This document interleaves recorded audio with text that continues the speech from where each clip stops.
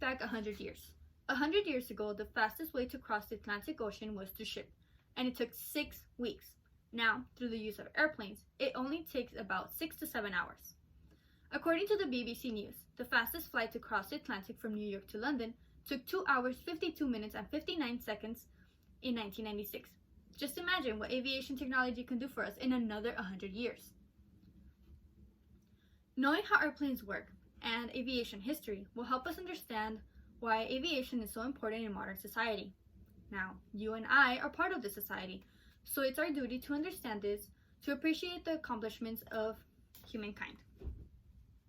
I know nothing of airplanes, nor have I ever taken a physics class, but my brother's a pilot, and because of him, I am curious to know what attracted him to choosing aviation as a career. So I learned the basics and importance of aviation through the help of him and the internet. Today, I will be explaining how airplanes fly, how they have improved, and the importance of them in modern society. To help us understand how airplanes have improved, I will first explain how airplanes fly. For a plane to fly, there are 4 forces working together. These are thrust, lift, weight, and drag. Thrust keeps the airplane moving forward. This can be through the use of jet engines or propellers. Lift is what keeps the airplane in the air. The wings of the plane are basically the lift, and they are shaped like so. Smooth at the bottom and curved at the top. It's formed this way so that the air particles surrounding the wing will move faster. Faster causes there to be a higher air pressure at the bottom of the wing, while there being a lower air pressure at the top of the wing. Together, this causes there to lift. Drag slows the plane down. The National Aeronautics and Space Administration website states that it is generated by the interaction and contact of a solid body and fluid, either liquid or gas. This tells us the drag will always be there. The final force is weight, or gravity, and that's what keeps the plane down. To finally understand how planes fly, listen to how these 4 forces work together. The plane moves up and down through when lift and weight work together. For drag to not stop us from going forward, we need a stronger lift than drag. And of course, we need a pilot to choose the direction that we want to head to. Now that you have some basic understanding of how an airplane flies, I will talk about 2 significant improvements in aviation. Firstly, a structure difference.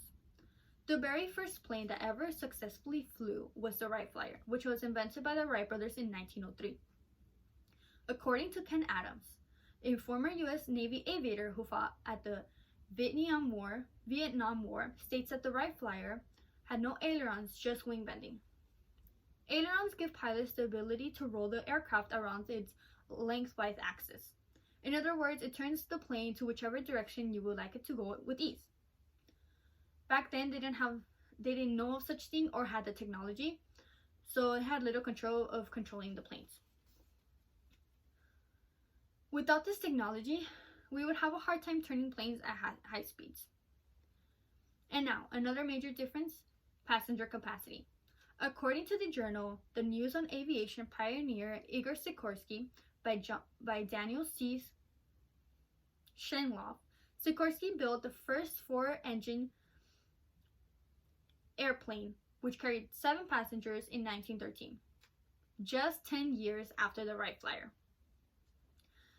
Now, 118 years later, mainline airliners hold from 110 to 300 seats. Now that you know 2 improvements in aviation, let's move on to why aviation is so important to our society. Planes have provided us a more efficient way of traveling. Takes less time to get places. We don't have to worry about weather condition. Back then, they had to walk by foot, travel in horse, or in ship. According to the article Fuel Efficiency, Planes versus Trains versus Automobiles, it states that although planes burn fuel at an aggressive rate, their ability to carry a large number of people can make them a more fuel efficient mode of transportation over long distances. Now, looking into the future, Virgin Galactic, an aerospace and travel company, has provided us a 2020 jet-designed aircraft that can fly over 60,000 kilometers.